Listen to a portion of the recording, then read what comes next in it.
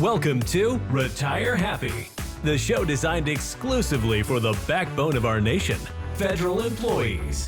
Join your well-sought financial advisor, Mamadou Bojang, and his dynamic team as each week we delve into the stories, insights, and tips about your federal benefits and retirement. Buckle up as we embark on a journey to demystify your benefits and retirement so you can make smart and confident choices and retire happily ever after. Welcome to Profound Prosperity, where we guide federal retirees toward a secure, vibrant retirement. I'm Alex, and today I'm joined by Mamadou, our residential financial expert, for a powerful conversation about Medicare. Oh, wow. If you're approaching 65 or already there, this episode will give you the clarity and confidence to make smart, value-driven decisions about your health coverage. Thanks, Alex. Medicare can be confusing. We're talking about confusion, especially for federal retirees who still have their FEHB, which is their health insurance. But when you make the right decisions, you gain more than financial protection, right? Think about it more like, you gain a combination of insurance that can come very handy, especially when you get sick.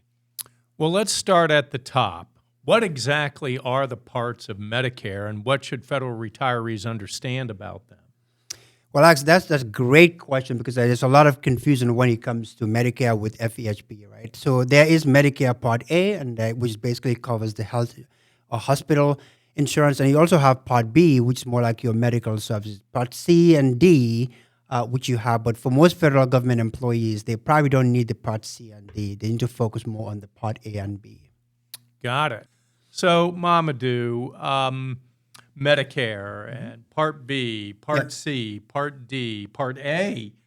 I think for many people, especially federal employees and federal employees that are looking into retirement, I think it can be very confusing and complicated, and someone like yourself can help uncomplicate that and explain it.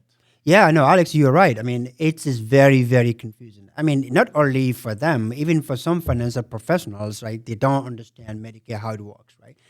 And especially, how do you tie that to federal government employees? Because federal government employees, they have different benefits, which is compared to somebody who's not a federal employee, they're night and day. The time of effort, the effort, the time that we spend to understand these benefits, right? Even for us, sometimes we have to basically say, we're going to get back to you on that. So, So if you combine that with Medicare, it becomes even very tricky. So what makes it complicated is like federal government employees, they have their health insurance that when they retire, they can take that into retirement. Right.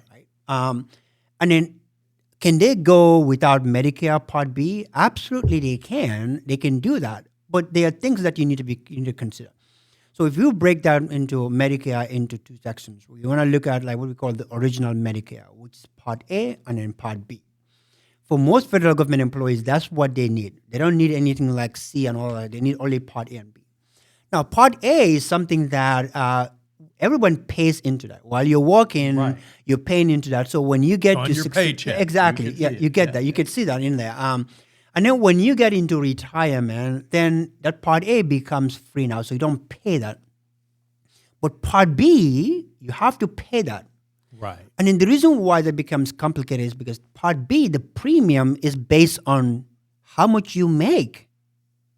So if you end up making a lot more money in retirement, then what do you see of Part B premiums? Boom, it goes up. It will increase. And then so some federal government employees, that's the problem that they have. They're like, okay, why would I enroll into Part B? If I have my health insurance, why would I enroll into Part B? Next thing you know, I'm going to pay a higher premium. Right. Why pay more for something that I don't need, at least in their mind? Exactly. But what we're trying to tell them that the reason why they don't want to get into it is because the premium is so high. Yeah. So what if you've done the planning way in advance? That way, because we've seen the trap there. When you get to 65, it's going to come up. Yes. Or even 63, because the Medicare goes back 2 years. So we want to make sure that we do some tax planning for you to get you into retirement, having more of a tax-free income rather than a taxable income. Right. Yeah, so it becomes very confusing, but there's combinations that you could do. So when you get into retirement, you have your FEHB, which is your health insurance, and you have your Medicare. Then Medicare now takes the baton, kind of like in the race analogy. Yeah. Medicare takes the baton, it becomes the primary now, and then your FEHB becomes secondary now. So therefore, you get covered full coverage. But then because you're getting full coverage, now you're going to be responsible for paying your health insurance, your FEHB, or their FEHB, and also Part B. So now they're going to be paying two premiums at the same time, but the one premium can go very, very high. Well, and that's where the planning for your retirement, for various things, much less your medical expenses, become so important. Exactly. So that you can anticipate those increases and changes and make sure you have good coverage. Exactly. And then what makes it even kind of, more pressing or more important, there are time frames to this. And then most people don't understand these time frames. So Medicare enrollment, when you get to 65, you're eligible for Medicare. Right. Well, then you have what? You have the 7-month window. 3 months before your birthday, 65, your birthday month, and you also have 3 months after that. Right. When you miss that 7-month window, then what happens? Then you have a penalty that you're going to get hit with, and it's going to be with you for the rest of your life. Right. You cannot opt out of the penalty if you miss the window. It's happening. Exactly. But we also know that there are some federal employees that are still working, still past 65. Sure. Then there's that confusion. It's like, oh my God, I'm at 65 now, then I have to enroll into Medicare. Right. If not, I'm going to miss the penalty. No. They're wrong. If you're working as, you're still working the federal government at 65, no, past 65, you're okay. You don't necessarily have to enroll into Medicare Part B. If you're working. Right, if you're working. If you're a federal employee and you're still employed. Yes, exactly. Now, if, let's say, for example, you want to enroll into Part A at that point, you can. That's fine because you're not paying for that. But Part B... You paid for it your whole life. Yeah. But Part B, if you enroll into that, then that might be an issue because now you're working on it. But when you retire now, let's say, for example, you retire now at 67. Right. Well, now you have 8 months after retirement to be able to enroll into Medicare. Because if you miss that 8-month window, then you're going to have to be hit with a penalty. You're going to get popped with a penalty. Exactly. And that penalty never goes away. Exactly. Yeah. And do you lose FEHB at 65? You do not, correct? No, you don't lose FEHB at 65, right? That's correct, right? So the question becomes, like, how do you coordinate your FEHB with Medicare when you get to 65, right? Got it. So let's talk through the big decision points. What does a federal retiree really need to think about when Medicare comes into play? Well, it's a great question. So think of Medicare as like, the analogy that I like to give people is like the baton, right? So when you enroll into Medicare and retirement, Medicare kind of like, leads the baton, and then FEHB kind of like finishes the race, right? But you are deciding, right? You are deciding, should you enroll into Medicare Part B? When should you enroll into that? Or should you just keep only FEHB, right?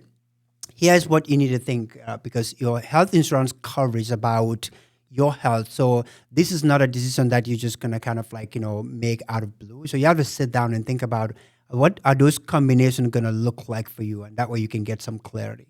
Well, why is the coordination between Medicare and FEHB such a big deal?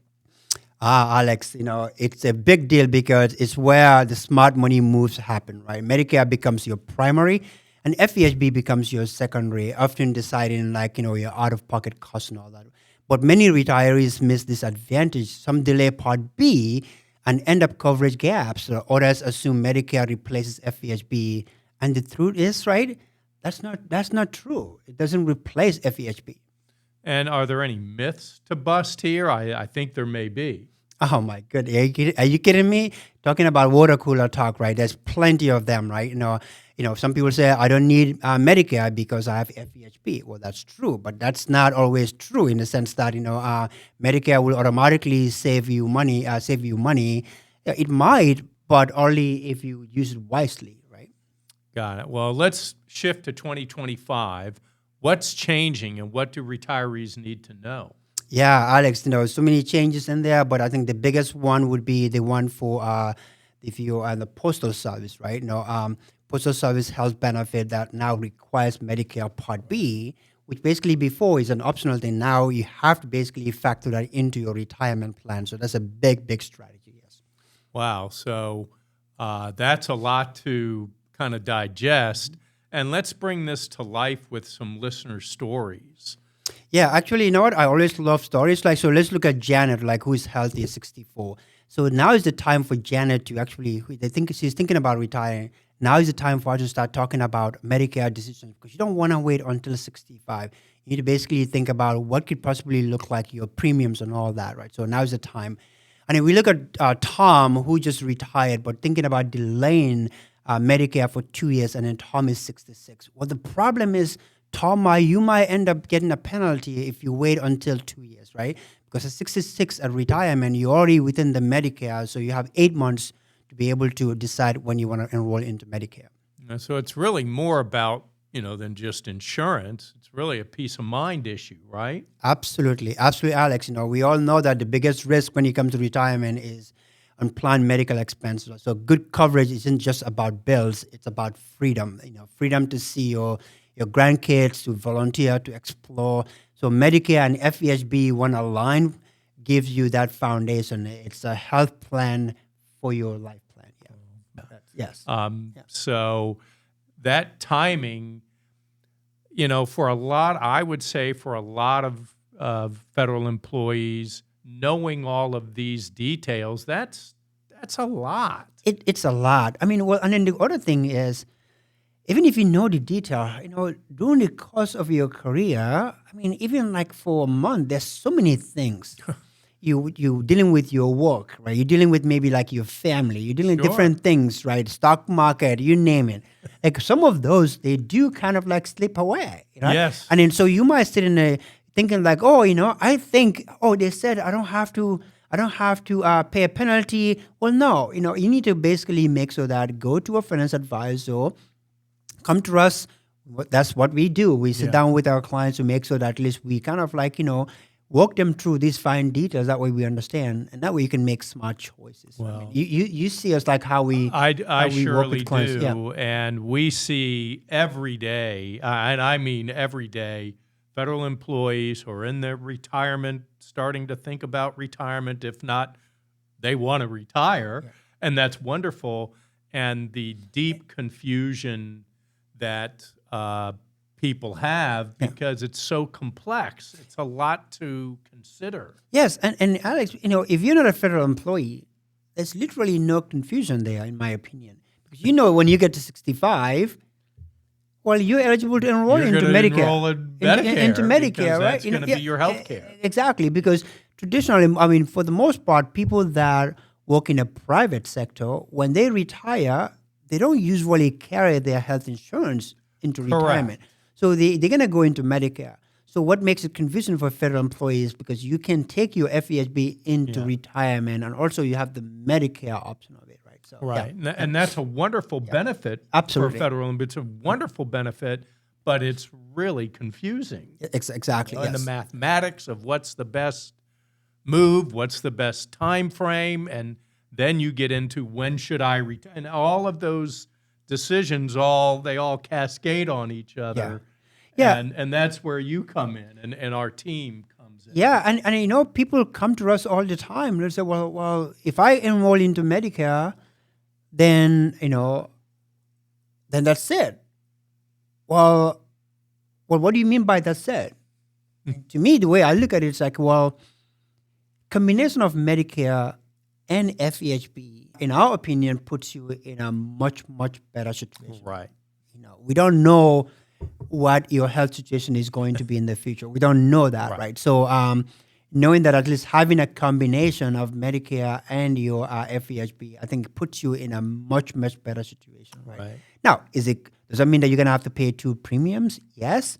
But if you do the planning, making sure that you can contain your income to make sure that you can stay within a kind of a lower premium of Medicare, I think that puts you in a much better situation. Yeah, and for people as they're approaching retirement, their medical issues will probably increase because as we get older, we need often more medical care. Well, you hear me say that. That's no secret. Well, you hear me say that all the time. And as we get older, things do break in our What body. can I say? So it's funny you said that because I've had a client who is super, super healthy. Yeah. Very conscious about her health. She eats well. She does not literally get sick. But we don't know whether that's going to continue like that in the future. We don't know. So you don't want to make your medical decisions just based on now because, you're healthy now. You don't go to the doctor that much. Or you don't get sick that much. But I hope that that's going to translate into in the older days. But we just don't know. Right? We just don't know. So that's why planning for that is important, yes. Right, and that's why having the discussion and going over the options and seeing what's available and what's the best path and planning for that is so important. Yeah. Alex, I always tell our clients, if there's one thing that's important, if there's one thing that's going to be the greatest risk to their retirement, it's going to be unplanned medical expenses. Yeah. It's no joke. Yeah. And it takes a lot of planning. It takes a lot of effort. It takes a lot of foresight to be able to see or plan for that. Because if you don't plan for it, then there is going to be a burden on your family. And as a matter of fact, they do have a plan, right? Like I always tell federal government employees, if you don't plan for those medical expenses, you think you don't have a plan, but you do have a plan. We know what the plan is. They're gonna dig into their TSP and then be able to pay for that. Yeah, and if you can do the planning to make sure that you can protect that, yes, I think that makes so sense. important. Yeah. That makes sense. Yeah. No, I mean we do say around here having no plan can't be the answer. No, it just cannot be the answer. It can be. It's such a default way of not doing anything. Sure, and people have fears. Yeah. They're fear of the unknown, fear of even talking about it. It's difficult to discuss those things. Yeah, but but it's so important. Yeah, but you see, the place of doing nothing is very crowded, Alex. Yes, it is. It's very, very. There's a lot of people sitting in that space. Most people don't discuss it. Yeah, what we want to do is to put our clients into taking action. Right. Because when you take action and you put plans in place, that's when you make a profound impact on your retirement. No doubt. Yep. No doubt. Right. Very good. Okay, well, rapid fire. Yep. Top 3 takeaways. All right. One, don't assume FEHB is enough, right? On its own, right? Number 2, understand your enrollment windows. It's very, very important because you want to avoid that penalty, and a penalty could be with you for the rest of your life. Number 3, revisit your plan annually because what you have is every year you can go in the open enrollment to be able to shift your plans and all that. Well, that's very well said. And Medicare isn't just a form you fill out, it's a foundation. Absolutely. The right decision can help you live your life in retirement with confidence and purpose. Absolutely, Alex. You said it very well because I would probably say one of the biggest mistakes that we see, people come into the office and have all this misconception about Medicare. Please make sure that, reach out to us. That way we can provide you with the right answers. Wonderful. Well, thanks for joining us on Profound Prosperity. Be sure to subscribe and share this episode with a fellow retiree. Next week, we're exploring how to turn your TSP into lifelong income. Don't miss it. Until then, stay informed, stay empowered, and retire happy. Amen to that. I love that. Absolutely. See you soon.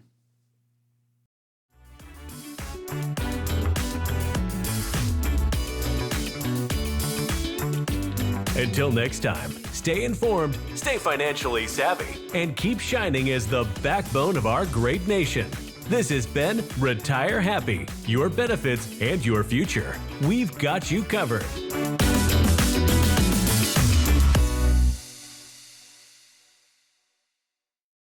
Axiom Value Wealth Management LLC is a registered investment advisor. This platform is solely for informational purposes. Investing involves risk and possible loss of principal capital. Likes, endorse, and approve are not intended to be endorsements of our firm, our advisors, or our services. Please be aware that while we monitor comments left on this page, we do not endorse or necessarily share the same opinions expressed by site users. While we appreciate your comments and feedback, please be aware that any form of testimony from current or past clients about their experience with our firm is strictly forbidden under current securities laws. Please honor our request to limit your post to industry-related educational information and comments. Third-party rankings and recognitions are no guarantee of future investment success and do not ensure that a client or prospective client will experience a higher level of performance or results. These ratings should not be construed as an endorsement of the advisor by any client, nor are they representative of any one client's evaluation.